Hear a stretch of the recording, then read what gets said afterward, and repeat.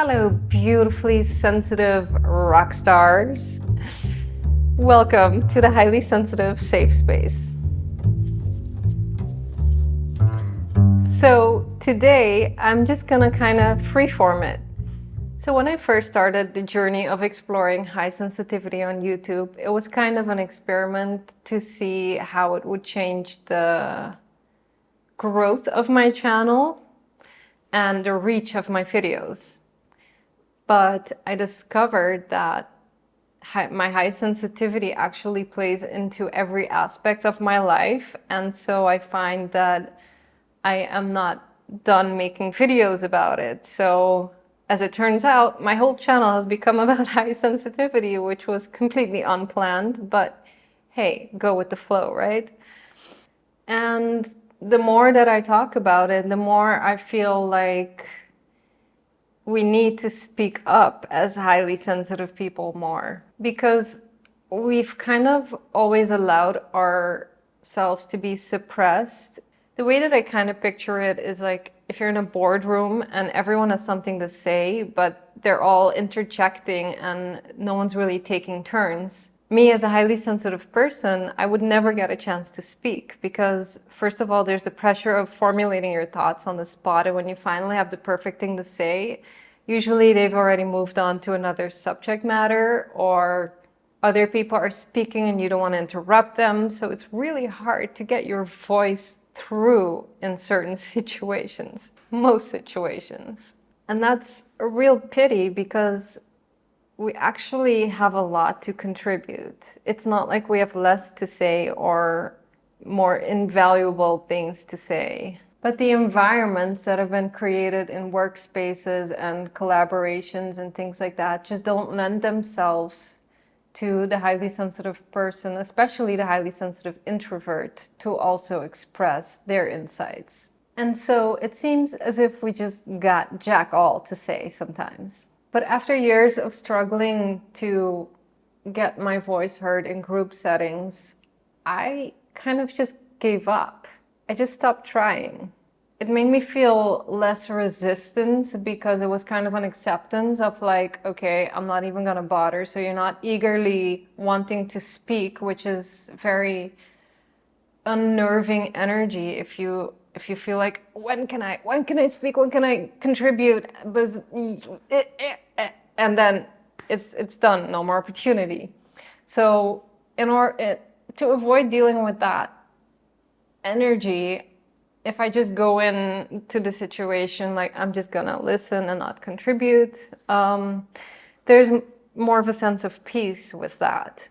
So it was helpful for that, but you know, that means that my insights are not shared and my perspectives. And so I don't think that that is necessarily a good thing, because my perspective is often very different from the rest of the room, especially because I spend a lot of time in my head and analyzing situations and people. And yeah, I'm often like a little bit of an oddball when it comes to the opinions that I have about the world. But different perspectives is what creates growth. So I think it's important to find a way to have your voice be heard.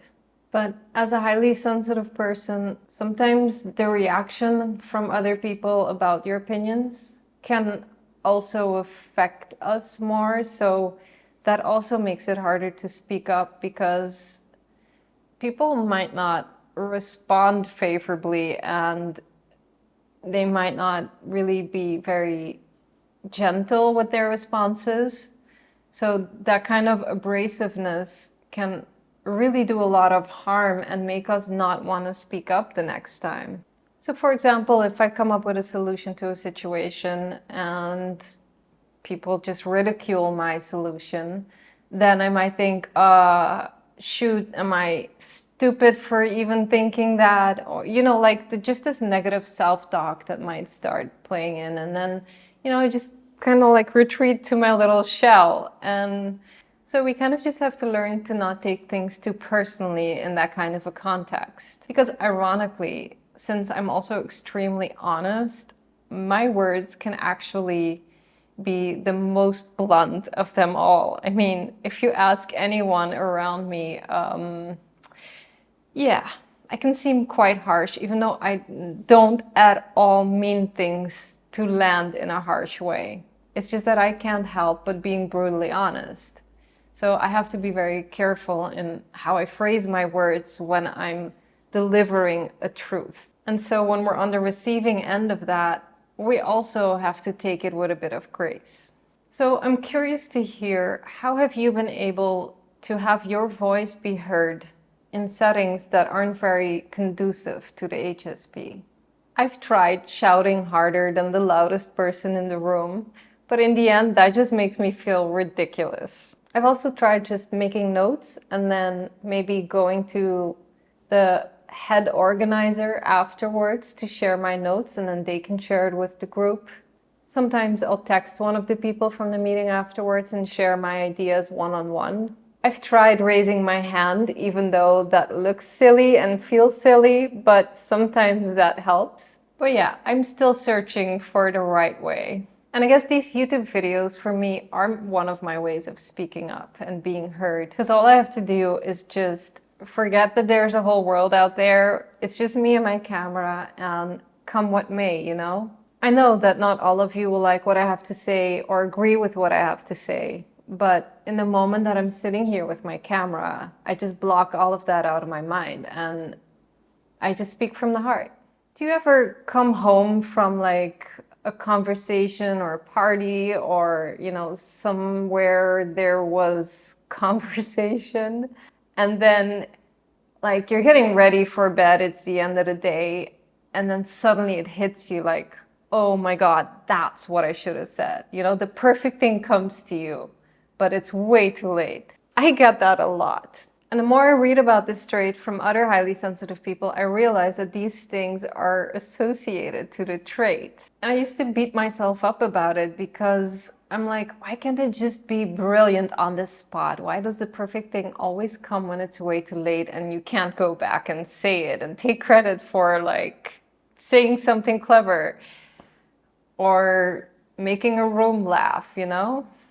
But a lot of that has to do with the pressure of the moment and getting lost in your own thoughts. And like we go off in these tangents sometimes, you know, we're here in the conversation, but we're also way far back in our minds at the same time. So it's kind of not unexpected that we don't know exactly what to say in that moment.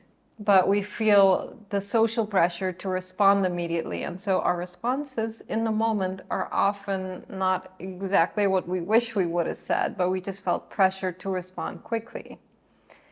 So there's the conundrum, right? And I'm just pointing these things out because I know that a lot of you can relate, and I'm curious to hear your experiences with these types of situations as well. So since we're coming up to a new year, 2024, let's take some risks this year and experiment with speaking up for our sensitivities. But I'd also like to hear from you what kind of topics related to high sensitivity you would like me to talk about in my videos in this coming year. So just send me in the comments of this video your ideas or suggestions and things that you might be struggling with.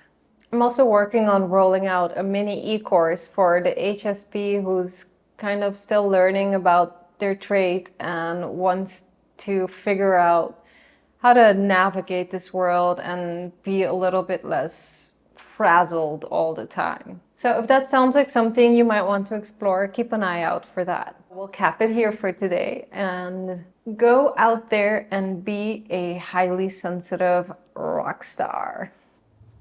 Ciao. Which one is it? This one, right? Yeah. Love you, rockstar. Love you, rockstar. So go out there and be heard.